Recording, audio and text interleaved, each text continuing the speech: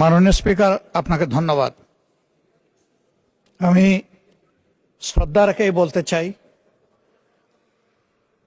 মাননীয় সংসদ সদস্য বয়সে আমার বড়, তিনি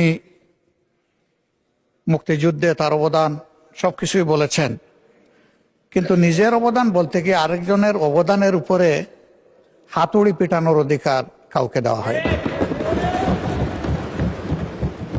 তিনি পার্সোনালি আমাকে হার্ট করেছেন।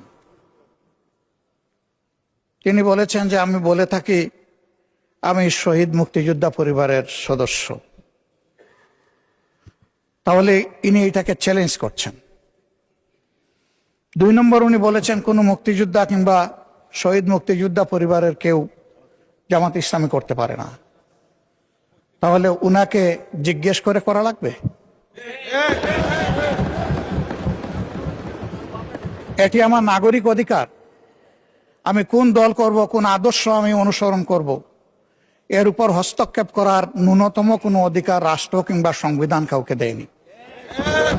আমি এটার তীব্র নিন্দা জানাই। আমার আইডেন্টিটি নিয়ে প্রশ্ন করা হয়েছে, এটা গুরুতর অপরাধ করেছেন উনি। আবার আমার আদর্শ সিলেকশনের ব্যাপারে উনি কথা বলেছেন, এটা বাড়তি অপরাধ করেছেন। আমি অনুরোধ করব মাননীয় স্পিকার, তার এই অসংসদীয় অংশটা এখান থেকে যেন এক্সপাঞ্জ করা হয়। শেষে গিয়ে উনি আমরা খোলা মনে এই সংসদকে ফাংশনিং করার জন্য বর্তমান জ্বালানি অব্যবস্থাপনা সংকট যেটাই বলি, সেইটার ক্ষেত্রে আমরা এগিয়ে এসেছিলাম।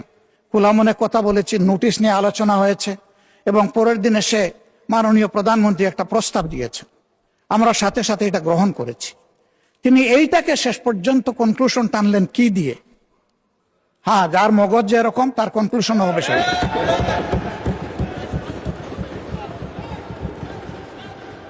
তার মতো একজন প্রবীণ ব্যক্তির কাছ থেকে, রাজনীতিবিদদের কাছ থেকে আমি এই ধরনের আচরণ আশা করিনি।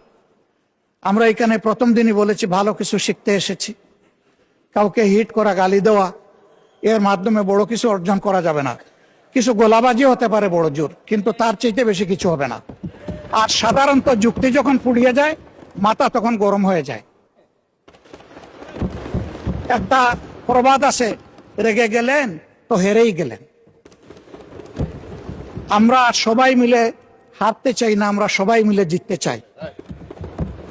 এই জন্য সবাই যেন মাথাটা একটু ঠান্ডা রেখে যুক্তির সাথে সত্য নির্ভর কথাগুলা বলি, তাতে অবশ্যই দেশবাসী উজ্জীবিত হবে, এই সংসদের প্রতি মানুষের আস্থা তৈরি হবে এবং দেশটাকে নিয়ে সবাই মিলে আমরা সামনে এগিয়ে যেতে পারবো। ধন্যবাদ মাননীয় স্পিকার।